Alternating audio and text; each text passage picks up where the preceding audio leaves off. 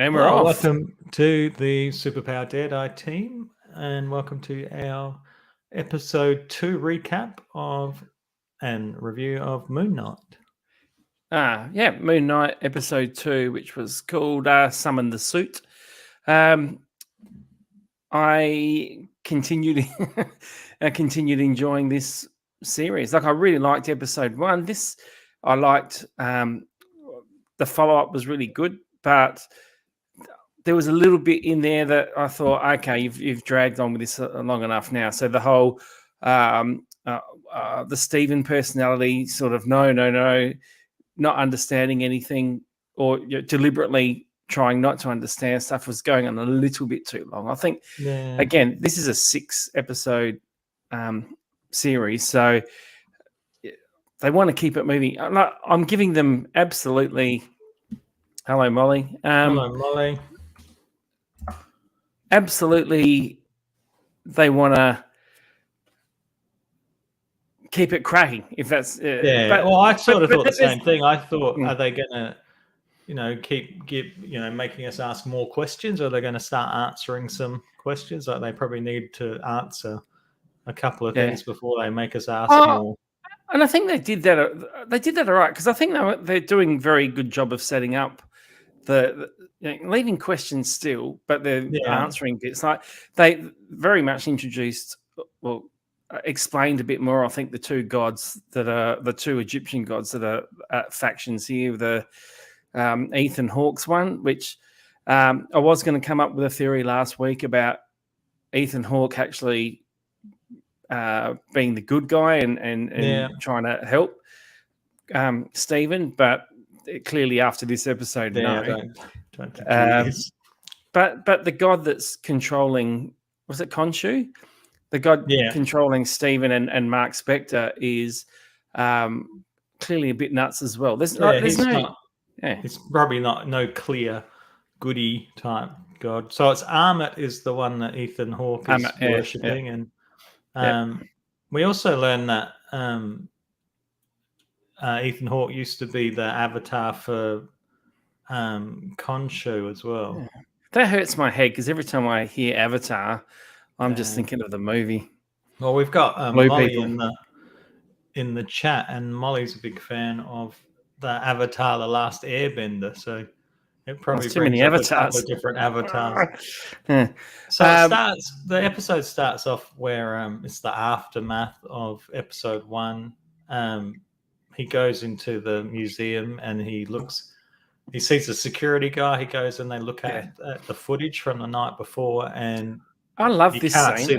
See the jackal, like it's not there. It's just him. But I loved everything about that scene. Just the whole how helpless Oscar plays Stephen, but just even their whole conversation about, all right, bruv, it's going to blow your mind when you like MI6 level blow your mind, bruv. I can't do the accent, but just all of that whole conversation, and then they're looking at they're reviewing the footage, and there's just nothing. Are you crying a bit? Yeah, a little.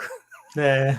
So then he gets fired from HR, and they in a beautifully HR way. They're hinting very strongly that he needs some medical attention quickly. Yeah. Lovely little brochure pass. It looks like they really listen. They did. And they ask him to hand over anything that belongs to the museum, and he's going through his pockets, and he just goes, he has to give his museum badge back. I just thought I really like that opening scene after how last week was set up with the whole jackal running around and let me take over, and Moon Knight appears for the first time, and then we sort of go back to he's woken up in his bed, he's shackled. I think he actually was a bit scared and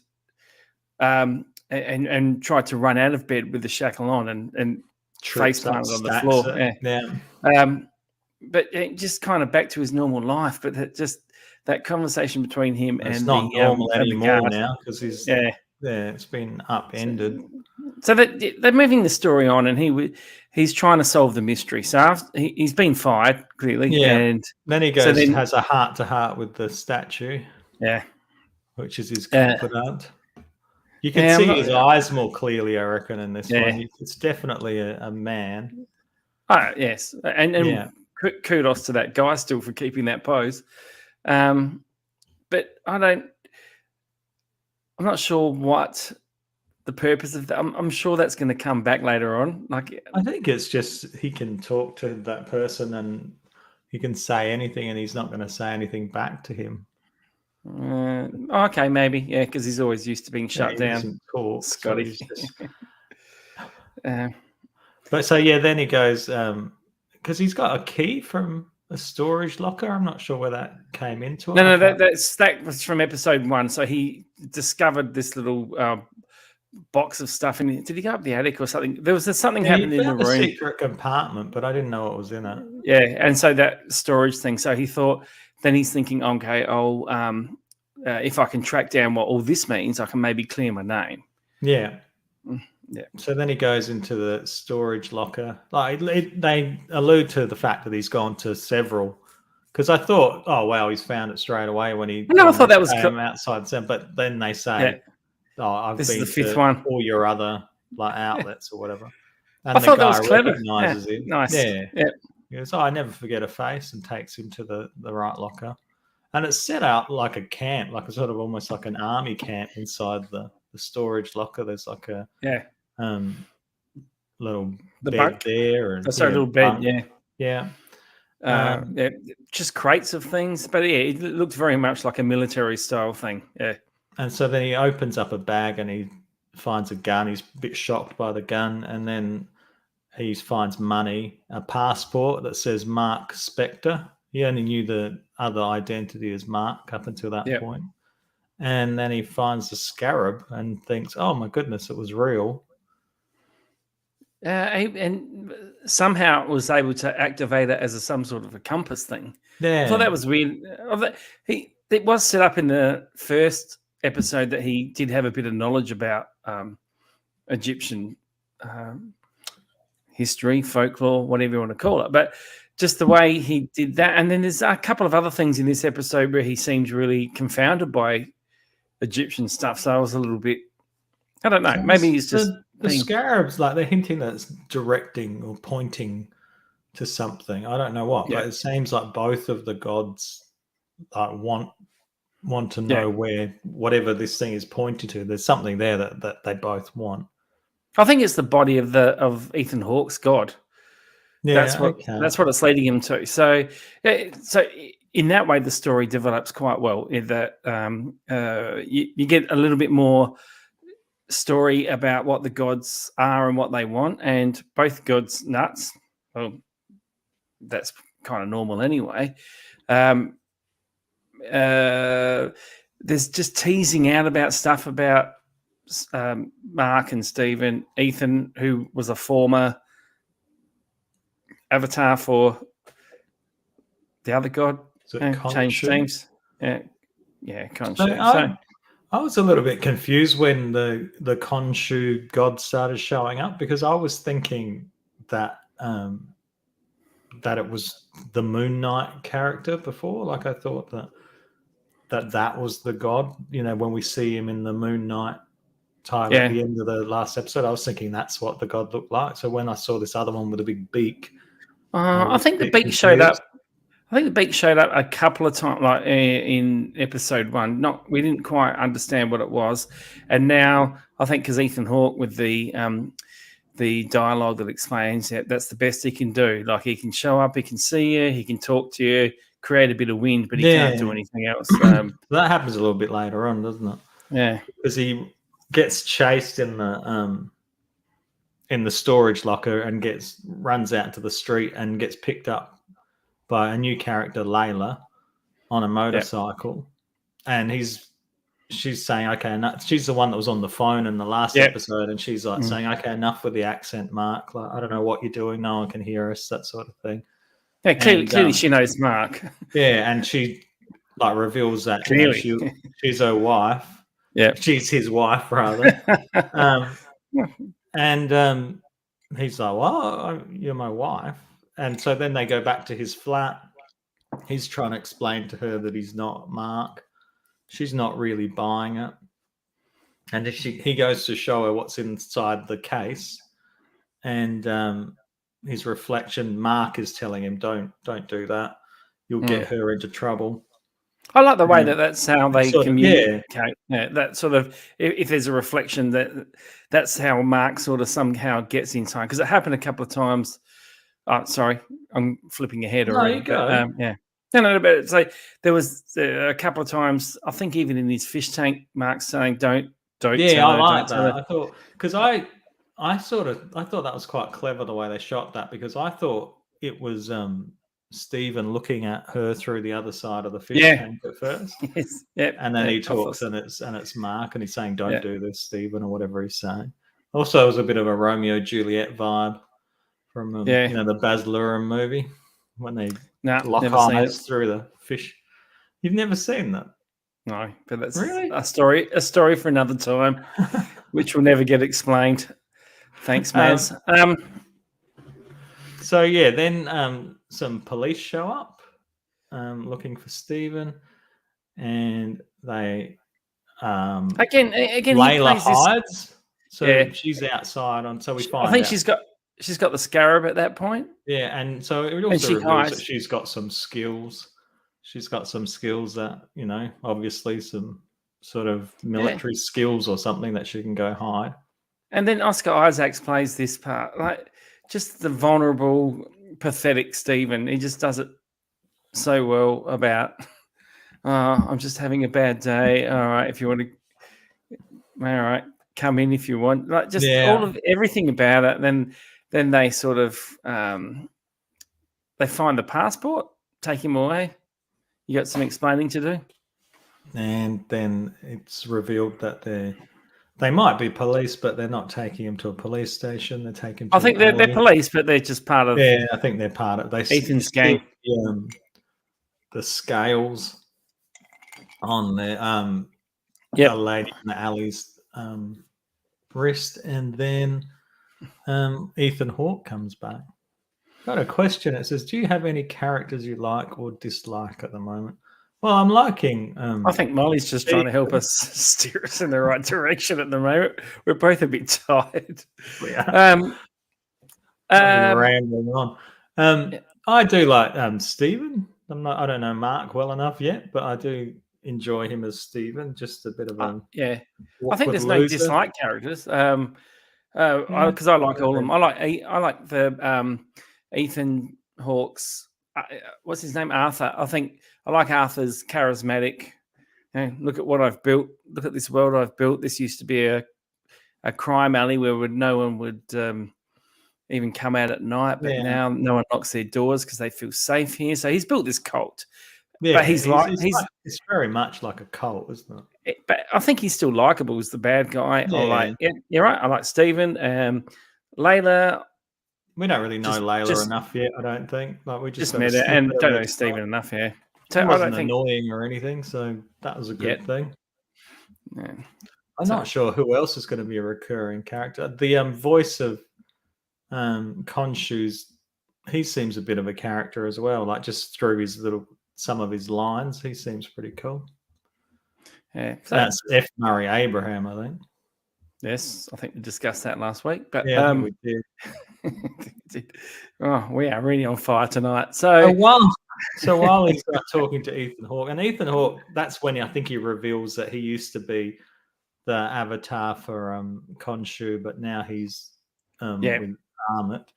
And again, a nice little moment where Ethan Hawke, Arthur, is asking Stephen, "Oh, is this what Khonshu's saying now?"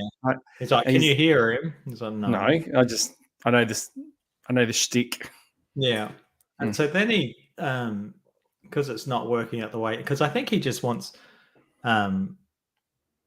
Stephen to hand over Scarab to him without any fuss. I don't think he really wants to have a big fight or anything, and because he doesn't, and he doesn't have it at the moment anyway. So he uses his staff to make one of those jackals. So we have another sort of action, like chase the action set piece, and this is at this point, Stephen's like, there was a scene in the car when the police were taking Stephen to what he thought was the police station, but where they found out what Mark Spector had been doing. So tying archaeologists up and shooting him at the back of the head. So it looks really bad. I'm sure there's a backstory for that, but Stephen's horrified by that, and then it's like, I'm not giving myself over to you again. No way ever.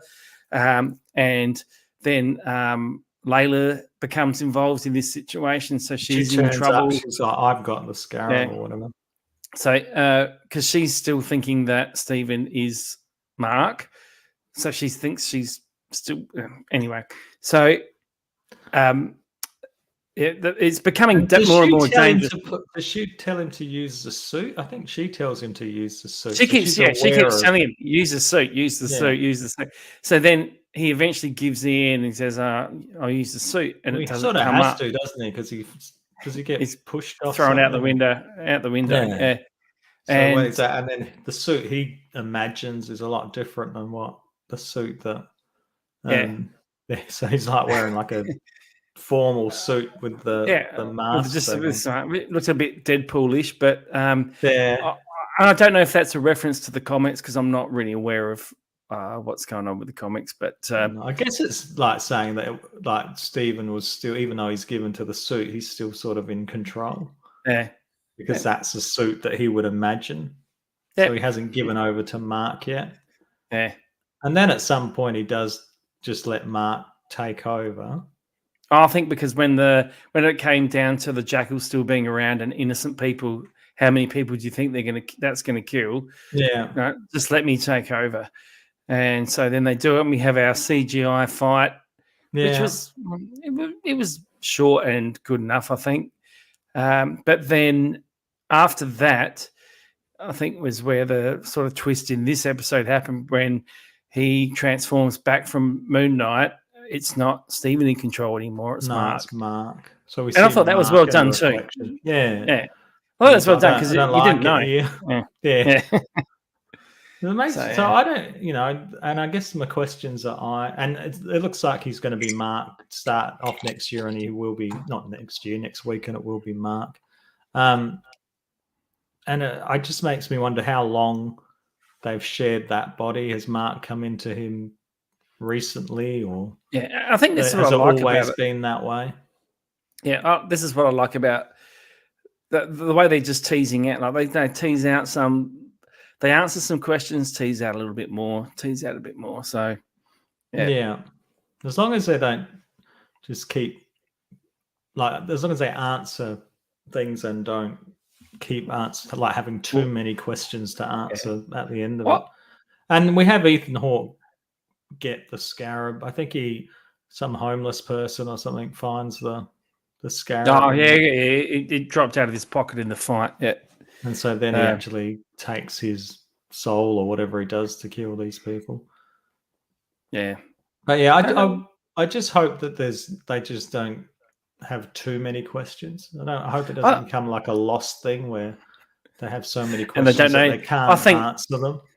I think they've learned from that. So Disney's learned from that. They're not going to go with, okay, we've got a great concept for season 1. Oh, you want us to do season 2? Oh, what? You're doing season 3? We've got no idea where this was going. So there's been a few TV series like that. But I digress. I'm just trying to think. There was one where there was a blip in time and planes crashed. Anyway, don't worry about that. Now I think this will be in a 6-episode series. I see the arc going. You set up the questions up to about halfway through episode 3, and then you start. I wonder if they're heading towards the 3 working together, realizing they all need each other and working together and sharing the body or something. Because I don't think Moon Knight would be Moon Knight without Mark being in control. No, because if Stephen's Moon Knight, he's just going to be hopeless. He just doesn't have those skills. Yeah, I don't know enough about the character, but I think it will be. And I'm wondering, like, how close this is to the. I mean, I don't know. Was it a series that had a beginning, middle, and end, or was it just a character that popped up every now and then? No, I think it was a character that sort of popped up and changed as different writers took over. Like I guess I think they kept the same kind of concept for it, but it might have just been developed a bit more from. I think 1975 is when it first appeared. Okay, so that's good a while, year. But that was a good year. Was it really? Yeah, not sure. Anyway, I liked the episode. I wasn't blown away by this one. I thought it was a decent enough episode, but I did think, geez, I hope they're not going to have too many questions unanswered. But yeah, it was a good episode still. I still enjoyed it. I think I was really the first episode surprised me, and I started this episode really enjoying it. But there was something just about Steven's refusal to start even believing. Okay, something's happening here. Just is, and that may get explained, or that just might be part of the character. I don't know. And it was kind of just like there's slowed down the episode. Of my mind that wonders if it's like if any of it's real, because he's dealing with perhaps mental illness. You know, when he went into the locker and he's like, when he said it is real, I thought, yeah, but is it? Like, are you in reality enough to know that, you know, if things are playing with your head, that could be unreal as well. That could be in your head too, but it probably won't go in that direction. It's a Marvel TV series. It's like, what do you believe in, or what's going to happen? Yeah. It's a Marvel TV series. I don't think it's going to get that deep. But yeah, probably. But I don't know. Like the fact that it's there in the first place is interesting, really. I think that just was because he just he has these dreams about stuff happening, and he had the dream about because I think he was in the dream space when he had the scarab the first time. Oh, I can't remember. Yeah. And it's that's what he thought. Okay, this is real. Yeah. So anyway, but it's interesting. I think it might just turn into like a generic sort of superhero. I don't want to see this turn into some big that it will. CGI fight at the end between the gods or whatever. I'm liking the sort of down to earthy part of this at the moment. It's been a bit more grounded, and I think that's a good way to go with these shows, because we've seen all the CGI stuff now. We've seen the big battles and the big, you know, like Avengers and all that. We've seen it all, and it gets a bit tiring after a while.